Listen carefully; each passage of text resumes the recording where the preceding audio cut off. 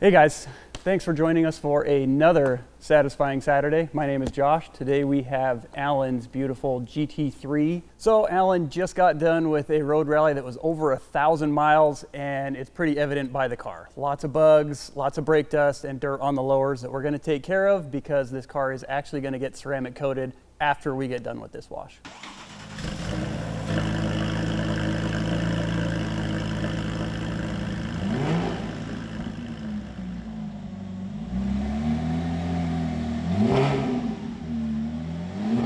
So based on the level of dirt on this car and the bugs, we're going to pre-treat with Forced and also pair that with Armor's Decon soap. It's a little bit higher pH. So we're going to try and break that stuff loose before I actually do the contact wash. And since it is December, I was feeling a little bit festive, decided to break out Kosh's GFX, which is a limited edition soap that smells like Christmas. Obviously, being a Porsche, the wheels are a little bit dirty because of those big brakes, so we broke out Armor's wheel and tire cleaner also, paired with the Ultra wheel wash mitt and some Detail Factory brushes.